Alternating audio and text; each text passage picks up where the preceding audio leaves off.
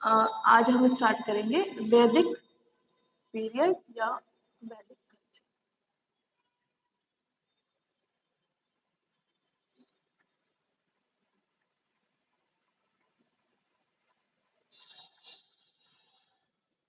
वैदिक कल्चर। तो वैदिक कल्चर स्टार्ट करने से पहले हम ना जब हिस्ट्री पढ़ते हैं तो हमें जब तक याद नहीं रहता जब तक हम उसकी क्रोनोलॉजी समझना आ जाए। तो जैसे हमने क्रोनोलॉजी पढ़ी है ना। क्रोनोलॉजी में सीक्वेंस है ना। क्रोनोलॉजी का मतलब होता है सीक्वेंस से अगर हम कोई चीज पढ़ते हैं क्रोनोलॉजिकल ऑर्डर। क्रोनोलॉजी इसे कहते हैं क्रमानुक्रम। मैं हिंदी में भी इसलिए बता रही हूँ क्योंकि कोई कोई वर्ड होता है नहीं हमें पता। तो क्रमानु तो क्रमानुक्रम जैसे कि हमने स्टार्टिंग कहाँ से की थी, प्री हिस्टोरिक पीरियड से। उसमें हमने स्टोन एज पढ़ी थी है ना। नवपाषाण काल, मध्यपाषाण काल, पुरापाषाण काल। उस फिर जो पुरापाषाण काल, मध्यपाषाण काल और नवपाषाण काल, उसके बाद था कोपर, तारमपाष या उसे कह सकते हैं कैलकोलिथिक पीरियड जिसमें तांबे का यूज हो गया। उसके बाद आयरन एज आई है ना। उसके बाद फिर इंडस वैली सिविलाइजेशन पड़ी। अब इंडस वैली सिविलाइजेशन का जब डेक्लाइन होना स्टार्ट हो गया, ठीक है, तो उसका वन ऑफ द, ये नहीं कह रहे कि वही एक कॉज था, लेकिन वन ऑफ द मेजर जो कॉज या कारण माना जाता है वो आर्यंस का आना। कि आर्यंस जो थे वो सेंट्रल एशियन थे। सेंट्रल एशियन मीन्स रशिया का जो पार्ट है, जो सेंट्रल एशिया प्रेजेंट में कजाकिस्तान या ताजिकिस्तान वहां का। तो अगर स्टोरी से याद रखोगे कि क्या कारण था उनका इधर आने का, तो अगर अभी भी प्रेजेंट में भी देखोगे, अभी तो टेक्नोलॉजी है तो वहां पे बहुत डेवलपमेंट हो गया है। लेकिन पहले क्या था, वहां पर इतनी वहाँ कोल्ड डेजर्ट है, ठीक है, वहाँ ठंड बहुत पड़ती है। कोल्ड डेजर्ट है, ठंड बहुत पड़ती है। तो उन लोगों का क्या रहता था, खेती वहां पे हो नहीं सकती। तो उन लोग जब वहां पे फूड की कमी हो गई, उनके यहाँ पे फूड की कमी होगी, रिसोर्सेस की कमी होगी, तो उन्होंने नियर बाई जो एरिया है उनको लूटना स्टार्ट कर दिया, ठीक है। तो वो नियर बाई एरिया में जाते थे और लूटते थे। तो उससे लेकिन उनका वो नहीं हो पाया, लाइक के वो सस्टेन नहीं कर पाए, सरवाइव नहीं कर पाए, तो वो इस तरफ आए, इंडिया की तरफ। तो सभी सबको पता है कि हमारा आर्यव्रत शुरू से के रिसोर्स रिच है, ठीक है, इतनी सारी नदियां हैं, एग्रीकल्चर की कमी नहीं है। और सबसे बड़ी चीज जो हमारे इंडिया को यूनिक बनाती है वो है इसका क्लाइमेट। क्लाइमेट यानी कि जलवायु। तो इंडिया की जो जलवायु है वो सुटेबल है फॉर एग्रीकल्चर, ठीक है। वहां पे इतनी ठंड पड़ती है, वहां पे कुछ सुटेबल नहीं है। हमारे यहाँ ऑल ओवर द ईयर हम क्रॉप ग्रो कर सकते हैं, ठीक है।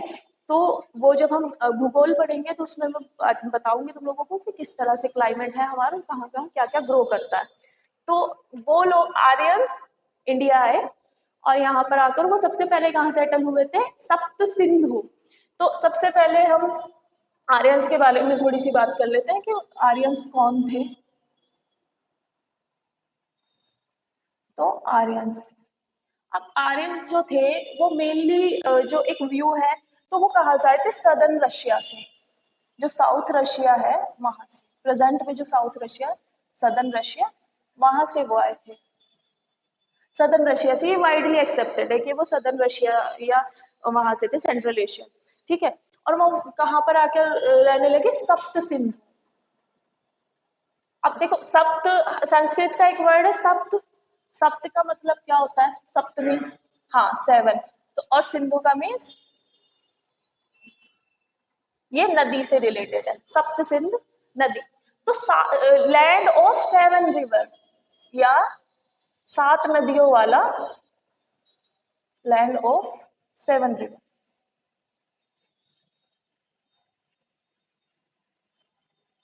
लैंड ऑफ सेवन रिवर, तो लैंड ऑफ सेवन रिवर कौन सा रीजन है इंडिया में, हमने कल भी पढ़ा था सिंधु घाटी सभ्यता में। लैंड ऑफ सेवन रिवर जो एरिया है वो हमारा ये वाला है। वो सबसे पहले north west part of India है ना, नॉर्थ वेस्ट पार्ट जो इंडिया का है, वहां पर वो सबसे पहले आके रहना स्टार्ट किया था। मैं इसे, हाँ, फिर बताऊंगी।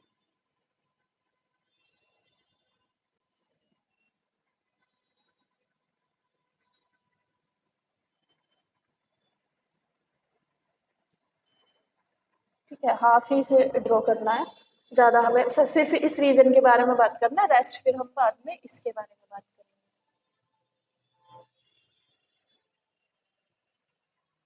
ठीक है, तो ये लैंड ऑफ सेवन रिवर था। अब यहाँ से सबसे पहले तो इंदस आप ड्रॉ कर दो। इंदस है, ठीक है, एक तो इंदस हो गई। फिर कौन कौन सी है? वही सतलज, रावी, ब्यास, इधर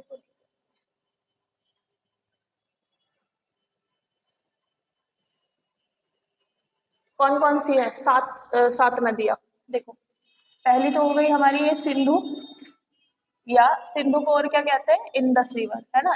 जो इंग्लिश थे उन्होंने इसे कहा था इंदस, और इसलिए जो सिंधु घाटी सभ्यता उसे इंदस वैली सिविलाइजेशन भी कहते हैं। सेकंड जो रिवर थी, कौन सी थी? सतलज। पांच नदियां पंजाब की, एक नदी होगी सिंधु, और एक है सरस्वती। अब सरस्वती के बारे में हम थोड़ी देर में बात करेंगे कि सरस्वती नदी है तो, बट मेंशन है उसका, लेकिन अभी का है सरस्वती। सतलज और ब्यास, झेलम,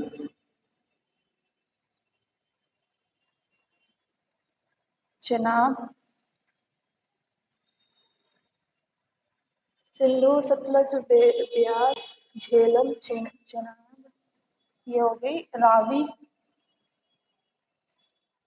और सेवन थी सरस्वती।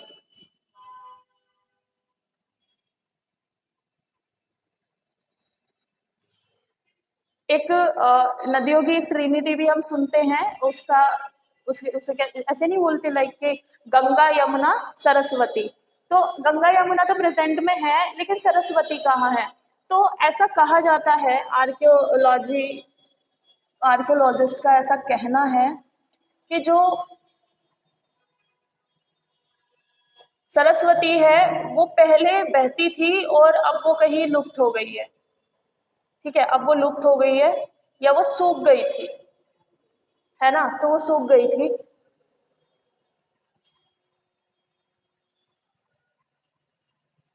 है ना, तो वो सूख गई थी। तो अब ये ऐसा कहा जाता है, ऐसा कोई अभी एविडेंस ऐसे अवेलेबल नहीं है, तो ऐसे कहते हैं कि Saraswati use to flow in this direction, है ना, जो हरियाणा वाला एरिया। तो हरियाणा में एक नदी है, उस नदी का नाम मैं बता, घग्गर रिवर। ठीक है, तो ऐसा माना जाता है, ऐसा कि जो घग्गर रिवर है वो सरस्वती है, लेकिन ये अभी वो नहीं हो पाया। बट रिसेंट में जो एक्सकावेशन हुए थे, खुदाई हुई थी, तो एक संरचना नीचे पाई गई है, जो ऐसा माना जाता है कि वो लुप्त जो सरस्वती नदी है वो वहां थी। तो अगर ऋग्वेद में ये बात लिखी हुई है कि वहां पर नदी थी, तो ऐसा तो नहीं है कि ये एक मिथ था, है ना, मिथ्या थी कि वहां पे नदी थी, किसी ने ऐसे ही लिख दिया। कोई अगर कोई चीज होती है तभी वो लिखी जाती है ना। तो ये ऋग्वेद उस समय जो ऋषि मुनि रहे हैं, उनके उनके हाथों के लिखे ग्रंथ है, तो उस समय उन्होंने जो वहां देखा होगा वही उन्होंने लिखा। तो इसलिए सरस्वती भी मानी जाती है कि सरस्वती नदी हुआ करती थी उस समय। और ज्योग्राफिकली भी जब हम ज्योग्राफी में पढ़ेंगे तो ज्यादा डीप में तो हमने पढ़ना नहीं है, लेकिन फिर भी मैं थोड़ा सा ओवरव्यू दूंगी कि उस समय क्या क्या एविडेंस थे कि वहां पे एक नदी थी, है ना। तो जो ड्रेनेज सिस्टम पर्टिकुलरली हम पढ़ेंगे, और सारी जो मेजर नदियां हैं हम इसकी पढ़ेंगे। ठीक है, तो ये पंचनद माने जाते थे, ये इंदस रिवर। इंदस को सिंधु आप खुद लिख लेना, है ना, और याद रखना, क्योंकि एग्जाम में सिंधु भी आता है हिंदी में और इंदस आता है इंग्लिश में। और ये रावी, व्यास, झेलम, चिनाब और सतलज। ठीक है, तो ये सप्त सिंधु, यहाँ इस जगह पर सबसे पहले आर्यन आकर बसे थे। तो ये कौन सी जगह थी? वही इंडस वैली सिविलाइजेशन की, इसलिए माना जाता है कि इंडस वैली सिविलाइजेशन को आर्यंस ने डिस्ट्रॉय कर दिया था और वो खुद आकर यहाँ पर बस गए थे। तो इसलिए एक मतलब ये व्यू भी माना जाता है। फिर उन्होंने अपनी जो जर्नी है वो यहाँ स्टार्ट की थी नदन प्लेन्स में। तो ये कौन सा एरिया है? ये है बेटा नदन प्लेन्स, यानी कि उत्तरी के मैदान। ठीक है, उत्तरी के मैदान नदन प्लेन्स में या उत्तरी में। फिर वो यहाँ पर आकर बस गए। तो इस जगह को कहते थे गंगा यमुना दोआब। गंगा यमुना दोआब। अब दोआब इसलिए कहते थे क्योंकि दोआब का मतलब है, आब का मतलब है वाटर, दोआब का, दो का मतलब है दो, तो मतलब जो दो वाटर रिजर्वायर से घिरा हुआ जगह है उसे कहते थे गंगा यमुना दोआब। ठीक है, तो मेनली इस जगह को, जैसे कि अगर हम बात करें यमुना और गंगा, और ये यहाँ पे आके संगम पे मिलती है। ठीक है, तो इसे गंगा यमुना दोआब। तो ये बहुत फर्टाइल लैंड थे, मीन्स यहाँ पे एग्रीकल्चर इतना फ्लोरिश था कि आर्यन सबसे पहले यहीं रहे। और जो उनका पहला जो चीज थी, जो पहली इकोनॉमिक एक्टिविटी थी वो थी उनकी कृषि। ठीक है, तो वो यहाँ पे कृषि करते थे और पशुपालन करते थे, तो इसलिए ये जगह उनके लिए सुटेबल थी। तो अब आ जाते हैं वेद पर। तो वेद किस किस किस को पता है कि वेद कितने हैं? चार है ना। सबसे पुराना ऋग्वेद।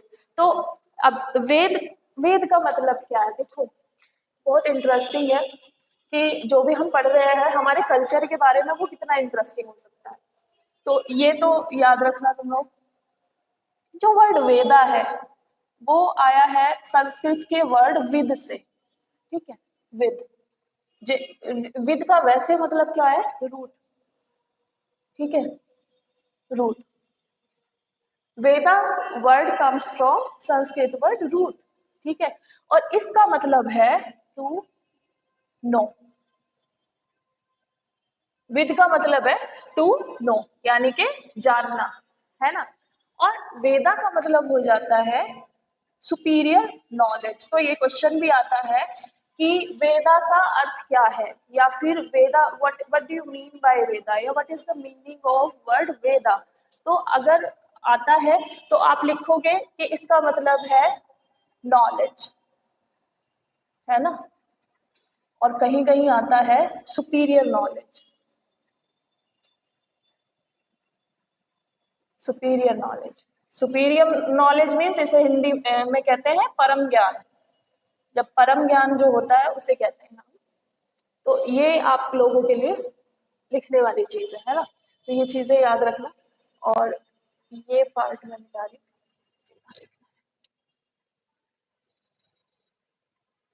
ठीक है, सुपीरियर नॉलेज।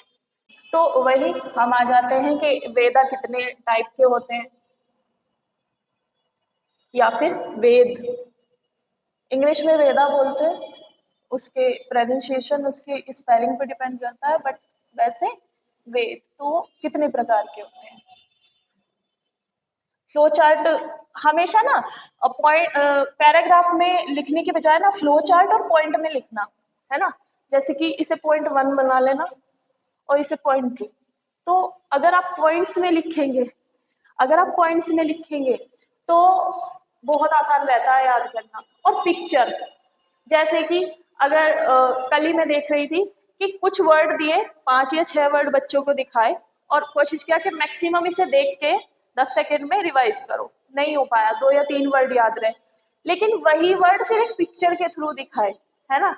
जैसे कि रैम्बो, बॉय, या ये सारी चीजें, और वो पिक्चर माइंड में याद रही तो सारी चीजें हमें याद रही। तो हमेशा ना इमेज बनाने की कोशिश करना। हिस्ट्री में इमेज का स्कोप कम है लेकिन मैप का स्कोप है। तो जहां पर भी मुझे लगेगा कि आप लोगों को मैप के थ्रू मैं बता सकती हूँ तो मैप में कोशिश करूंगी बताने की। ऐसा नहीं कि हिस्ट्री पढ़ रहे हैं तो मैप से हम याद नहीं रख सकते, याद कर सकते हैं कि अच्छा इस एरिया में रहे थे। लिंक भी कर सकते हैं कि इंडस वैली सिविलाइजेशन लॉस्ट हुई, उसके बाद यहाँ पे आर्यन्स आए, तो वो जो कारण माना जाता है कि यहाँ पर आके बसे थे। तो ये चीज है। फिर वो इस तरफ से यहाँ पर कुछ आके बसने लगे नदन प्लेन्स में, तो ये जो है फिर ये माना जाता है। और आर्यंस के ही नाम पर, आर्यंस के ही नाम पर हमारे देश को क्या कहते थे? आर्यवर्त, है ना।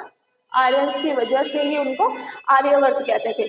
ठीक है, तो सबसे पहले वेद के प्रकार, और फिर वो भी लिखूंगी मैं कि उस समय हमारे देश में किस पार्ट को क्या क्या कहते थे। ठीक है, तो जो आर्यंस का पार्ट था उसे कहते थे आर्यवर्त, जो नदन प्लेन्स था।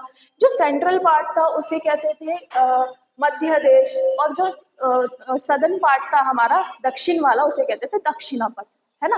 रामायण में भी आपने सुना हो दक्षिणापथ मेंशन है ना। तो वो चीज, ये चीजें इस तरह से याद रखनी है आप लोगों को। तो सबसे पहले कौन सा था, ऋग्वेद, है ना। तो ऋग्वेद सबसे पहला है, अर्लीस्ट ऑफ वेदा है वो। अर्लीस्ट मीन्स सबसे पुराना वेद, ऋग्वेद। फिर है सामवेद,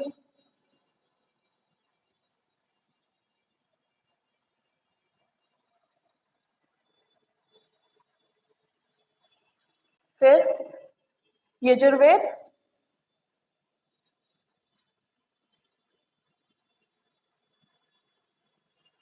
यजुर्वेद और अथर्ववेद।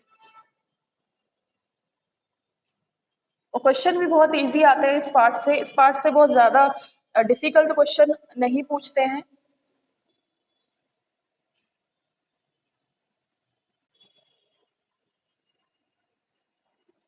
अथर्ववेद, तो ये जो वेद है, फर्स्ट, सेकंड, थर्ड और फोर्थ, चार वेद है। तो इन वेदों की उपयोगिता क्या थी, या ये हमारे लिए क्यों महत्वपूर्ण है, हम इनको क्यों पढ़ते हैं। तो सबसे पहले ऋग्वेद के बारे में, तो ऋग्वेद सबसे पुराना था, सबसे ओल्ड था। और इसमें जो श्लोक थे, या हाइम्स जिन्हें कहते हैं, वो थे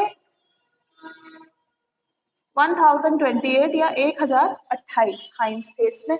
और ये मेनली क्या था, प्रेजेस ऑफ वेरियस गॉड, मतलब ये भगवान की जो प्रशंसा में गाए गए गीत थे, वो गीत थे, है ना। प्रशंसा में गाए गए श्लोक थे। तो praises of God, praise means प्रशंसा या तारीफ। ये हाइम्स प्रेजेस ऑफ गॉड थे। हाइम्स तो मैंने लिखा ही नहीं, प्रेजेस ऑफ गॉड। नेक्स्ट है सामवेद। तो इसमें ना ऐसे क्वेश्चन आता है कि सबसे पुराना कौन है, ऋग्वेद, है ना। सबसे अर्लीस्ट कौन है, ऋग्वेद, है ना। और ये भी पूछा जाता है कि ऋग्वेद में क्या मेंशन है, किसके बारे में है ऋग्वेद। तो मेनली प्रेजेस ऑफ गॉड, यानी कि भगवान के स्तुति के करण के लिए। सामवेद जो है वो है चांटिंग। सामवेद का, इसको ऐसे लिख लो, ये बुक ऑफ चांटिंग है। चांटिंग मीन्स क्या होता है, चांट, चांट करना। चांट, चांट वर्ड का मतलब पता है, चांट वर्ड, चांट का मतलब होता है मंत्र, है ना। कोई भी मंत्र जो होता है वो। तो ये बुक ऑफ चांटिंग थी। इट मीन्स क्या है कि इसमें मंत्र थे, है ना, मंत्र। और गायत्री मंत्र कौन से उसमें है, वेदा में, पता है किसी को, ऋग्वेद में। ठीक है, तो गायत्री मंत्र जो है वो ऋग्वेद में। तो ये लिख लेना, ऐसे आ जाता है तो याद रहना चाहिए, गायत्री मंत्र ऋग्वेद में। ठीक है, ये बुक ऑफ चांटिंग थी ड्यूरिंग द सेक्रीफाइस। और ये चांटिंग किसके बारे में मेंशन है, क्यों, कौन से मंत्र थे ये। तो जब भी रिचुअल्स कोई भी होता था, इसमें लिखेंगे चांटिंग ड्यूरिंग रिचुअल्स,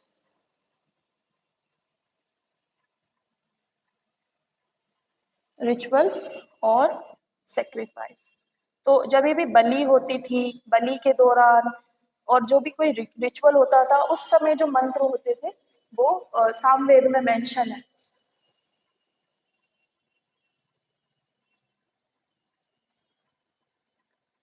और सामवेद के बारे में एक और बात है कि हमारा जो इंडियन म्यूजिक है बेटा, इंडियन म्यूजिक, जो भी क्लासिकल म्यूजिक है, इंडियन म्यूजिक जो भी लर्न करते हैं, तो वो सब सामवेद से डराइव है। ठीक है, जितना भी हमारे इंडियन म्यूजिक की जो रूट है वो सामवेद है। ठीक है, अगर सामवेद, सामवेद के बाद ही धीरे धीरे इंडियन म्यूजिक डेवलप हुआ था, क्योंकि ये बुक ऑफ चांटिंग थी, इसमें मंत्र थे, और म्यूजिक का भी बहुत बड़ा योगदान इसी वेद का रहा है म्यूजिक में, इंडियन म्यूजिक या हमारा भारतीय संगीत। तो इसमें वन वर्ड क्वेश्चन यही आता है कि भारतीय संगीत किस वेद से लिया गया है, या फिर किस वेद में भारतीय संगीत के बारे में लिखा हुआ है। भारतीय संगीत से रिलेटेड है, तो ये है सामवेद। फिर आता है यजुर्वेद। तो यजुर्वेद देखो, अभी तक हमने क्या पढ़ा कि इसमें तो प्रेजेस ऑफ गॉड था, है ना, प्रेजेस ऑफ गॉड और हाइम्स लिखे हुए हैं, है ना, श्लोक लिखे हुए हैं, जैसे कि गायत्री मंत्र। अगर श्लोक तुमको याद रखना है ना, तो ऐसा लग रहा ऋग्वेद सबसे पुराना है, 1028 हाइम्स है इसमें, और प्रेजेस ऑफ गॉड यानी कि गायत्री मंत्र याद रखना कि गायत्री मंत्र जहाँ मेंशन है वो ऋग्वेद है, इसका मतलब उसमें क्या है, श्लोक है। श्लोक डिफरेंट होते हैं मंत्र से, है ना। मंत्र मेनली क्या होते हैं, जो ड्यूरिंग रिचुअल में वो चांटिंग करते हैं पुरोहित या पंडित, तो वो चांटिंग, और इसी में ये म्यूजिक से भी रिलेटेड है। फिर बात आती है यजुर्वेद की। तो यजुर्वेद में क्या लिखा हुआ है, रूल्स और रेगुलेशन लिखे हुए हैं कि सेक्रीफाइस के दौरान कौन कौन से रूल्स फॉलो होंगे। तो इसमें मेनली नियम लिखे हुए हैं, रूल्स while परफॉर्मिंग रिचुअल्स। तो इसको ना कंफ्यूज मत होना इसके साथ में, इसको याद रखना वर्ड कि इसमें चांटिंग मंत्र है और ये रिलेटेड है नियमों से, ठीक है। ये तो मंत्र रिचुअल्स के टाइम पे, सेक्रीफाइस के टाइम पे कौन कौन से मंत्र बोले जाएंगे ये उसके बारे में बताता है। और यजुर्वेद मेनली बताता है कि जब आप सेक्रीफाइस करेंगे तो उस समय क्या क्या नियम, कुछ नियम होते हैं ना, है ना। जब अभी भी कोई यज्ञ होता है, घर में हवन होता है, तो एक नियम होता है ना कि पंडित जी कहते हैं ऐसे बैठो, इस मुद्रा में बैठो, है ना। और ये कुछ पर्टिकुलर कपड़े भी हम ऐसे नहीं पहन के जा सकते, कुछ भी पहन के चले गए, है ना। वहां पर ऐसे नहीं जा सकते आप शॉर्ट पहन के बैठ जाओ वहां पे, है ना, लड़के या फिर लड़कियां भी, कोई भी। तो एक रूल्स होते हैं ना, तो वही रूल्स यहाँ पे मेंशन थे कि क्या क्या हमें करना है उस दौरान, ठीक है। तो रूल्स वाइल परफॉर्मिंग रिचुअल्स। अब रिचुअल्स और सेक्रीफाइस में अंतर है बेटा, रिचुअल्स और सेक्रीफाइस। सेक्रीफाइस मेनली क्या होता था बेटा, बलि होती थी। ये भी मैं बताऊंगी कि क्या क्या होता था, कैसे कैसे होते थे, यज्ञ भी अलग अलग तरह के होते थे। तो रूल्स वाइल परफॉर्मिंग रिचुअल और सेक्रीफाइस। तो रिचुअल्स तो होते हैं जो हम रीति रिवाज हम फॉलो करते हैं उस समय, जो भी जिस तरह से भी, है ना। और सेक्रीफाइस मेनली होता था किसी भी चीज की बलि, जैसे कि आपने अश्वमेघ यज्ञ के बारे में सुना होगा। तो अश्वमेघ यज्ञ किसकी बलि उसमें देते थे, हॉर्स सेक्रीफाइस था वो। तो उस समय बहुत पॉपुलर था, बाद में वो सारी चीजें बुद्धिज्म और जैनिज्म आने के बाद वो चीजें खत्म कर दी गई थी, क्योंकि बुद्धिज्म और जैनिज्म प्योर जो नेचर को सेव करने की बात करते थे। वो कहते थे कि बलि ये सब सही नहीं होता, तो वो चीजें फिर बाद में बंद हो गई थी। क्योंकि इसके बाद हम बुद्धिज्म और जैनिज्म ही पढ़ने वाले हैं नेक्स्ट जो हमारा लेक्चर होगा। फिर आती है अथर्ववेद, और अथर्ववेद में रिचुअल्स की डिटेल्स है। अब अथर्ववेद इनसे बिल्कुल अलग हो जाता है, क्योंकि अथर्ववेद में जो वो रिचुअल्स है उनकी डिटेल्स है कि कौन कौन से रिचुअल्स होंगे, या लिखना इसमें डिटेल्स ऑफ रिचुअल। आपके पेज पे जितना भी स्पेस हो तो कोशिश करना कि पूरा बन जाए, है ना, थोड़ा लेंथ में, और इतना मैसी ना हो जितना बोर्ड पे हो गया। Rituals, details of rituals. तो रिचुअल्स की इसमें डिटेल है, और क्वेश्चन भी बहुत अच्छे अच्छे आते हैं कि सबसे पुराना, ये तो पूछा ही जाता है कि सबसे पुराना कौन सा है, ऋग्वेद। या भारतीय संगीत कहाँ से डेराइव हुआ है, भारतीय संगीत की जड़ें कहाँ पर, या फिर किससे भारतीय संगीत रिलेटेड है, तो वो लिखेंगे सामवेद। और यजुर्वेद में क्या मेंशन था, यजुर्वेद में क्या क्या था, तो उसमें लिखेंगे रूल्स हैं, इसमें नियम है जो कि रिचुअल्स के टाइम पे, रीति रिवाज के टाइम पे फॉलो किए जाते हैं। और अथर्ववेद में वो सारे रिचुअल्स डिटेल में दिए गए हैं।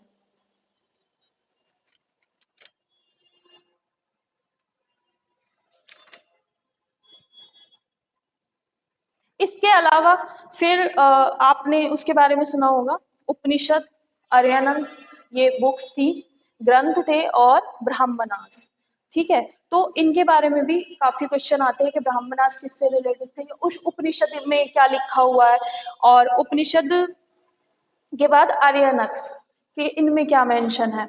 इस तरह के बहुत इजी इजी क्वेश्चन आते हैं, जैसे कि इसमें से मैं कुछ क्वेश्चन,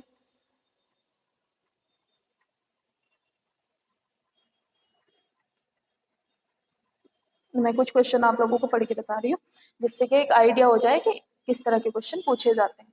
तो अभी तक आपने इसमें पढ़ा, तो what does the word Veda mean, Veda word का अर्थ क्या है, या वेद शब्द का अर्थ क्या है? तो ऑप्शन है नॉलेज, विजडम, स्किल या पावर। ज्ञान, बुद्धि या स्किल, और या कार्यकुशलता जिसे स्किल को कहते हैं, और पावर मीन्स शक्ति। तो इसमें क्या आएगा? नॉलेज, है ना। तो वेदा का मतलब नॉलेज है। Which one of the following Vedas contain sacrificial formula? Sacrificial formula कौन से वेद में लिखा हुआ है? तो कौन से में है? देखो देख के बताओ कहाँ पे लिखा हुआ ये। ठीक है, रूल्स वाइल, यही आएगा, रूल्स वाइल परफॉर्मिंग सेक्रीफाइस। तो सेक्रीफिशियल उसके बारे में इसमें ही लिखा हुआ है फॉर्मूलाज। ठीक है। अब इसमें एक चीज उपनिषद के बारे में, द टर्म अभी मैंने बताया नहीं है, लेकिन अब मैं उपनिषद के बारे में, उपनिषद के बारे में पूछा जाता है कि the term Upanishad literally implies, क्या ये इम्प्लाई क्या करता है, इसका एक तरह से अर्थ क्या है, मीनिंग क्या है? तो उपनिषद का मतलब होता है सिटिंग नियर। ठीक है, अभी उपनिषद मैंने बताया नहीं, तो अब जो हमारी बाद की चीजें हैं, बाद में जो ग्रंथ आए, ये तो बहुत पुराने हैं। ठीक है, इसके बाद जो ग्रंथ आए उनके बारे में बात करते हैं। तो कौन कौन से थे? सबसे पहला था ब्राह्मणास, ये ग्रंथ है ब्राह्मणास। ठीक है, इसमें लेकिन ज्यादा पॉपुलर जो है वो है उपनिषद। उपनिषद जैसे कि इसमें उपनिषद में मैं बताती हूँ, उपनिषद में एक प्रकार है मुंडक उपनिषद। तो सत्यमेव जयते जो वर्ड है वो इस मुंडक उपनिषद से लिया गया है। तो क्वेश्चन भी आता था, आता भी है, अभी भी क्वाइट पॉपुलर है कि मुंडक उपनि ये सत्यमेव जयते कौन से उपनिषद से लिया गया है? तो वो मुंडक उपनिषद से। फिर है अर्यनक्स।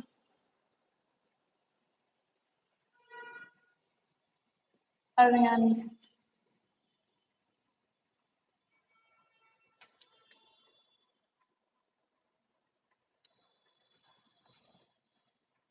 इसे हिंदी में मैं थोड़ा सा लिख रही हूँ क्योंकि इसका प्रोनाउंसिएशन बहुत अलग है। आर्यन,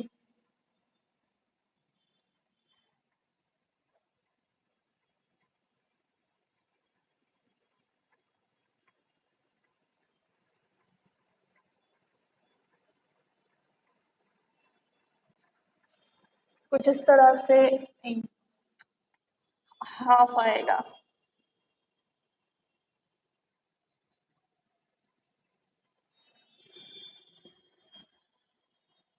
आर्यनक्स।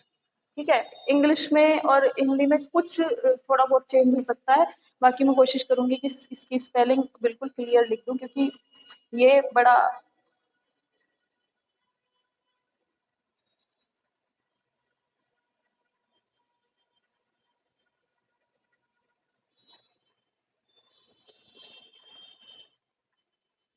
ये आर्यन से, आर्यन वर्ड से ही बना हुआ है।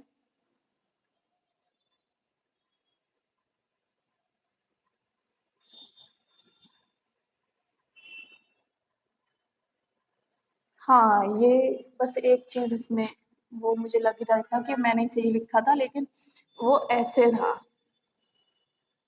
आर्यन,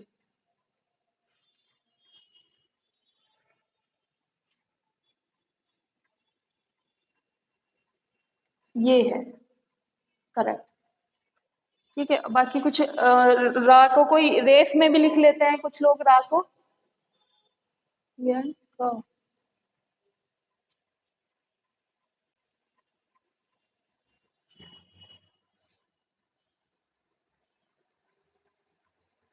अब से देखो, अब बिल्कुल प्रोनाउंसिएशन सही पढ़ा जाएगा। आर्य, आर्यन क, आर्यन या आर्यनंक का। ठीक है, वैसे इसे ज्यादातर हम पढ़ते हैं आर्यनंक का। तो ये क्या थी? फॉरेस्ट बुक्स थी। ठीक है, अब ब्राह्मणास के बारे में कि क्या क्या किसके बारे में था? तो ब्राह्मणास में मेनली क्या थी? प्रार्थनाएं। तो ये रिलेटेड था प्रेयर्स से। ठीक है, इसमें प्रेयर्स था।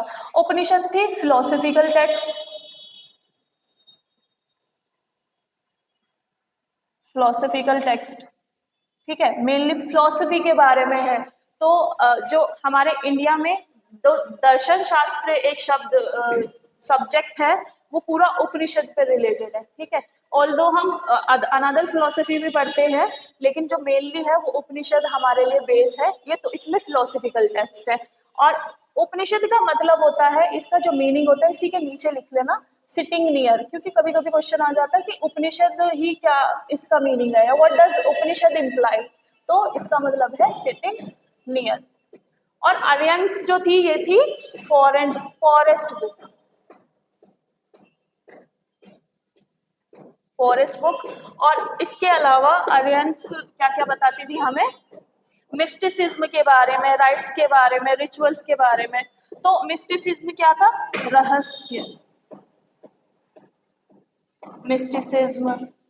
और इसी के नीचे लिख लेना रहस्य, कि हिंदी में भी आ जाता है तो रहस्य।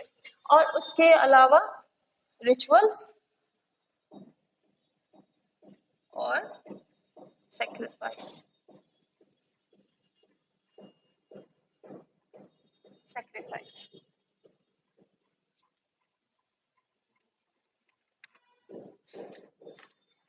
तो ये हमारा, हाँ जी, ये ये ये रहस्य, ये मिस्टिसिज्म, MYSTICISM। क्लियर है? नहीं तो मैं इसे वो कर देती हूँ, फिर से लिख देती हूँ। अब क्लियर है? वो मिक्स हो गया ना उसमें कर्सिव राइटिंग में।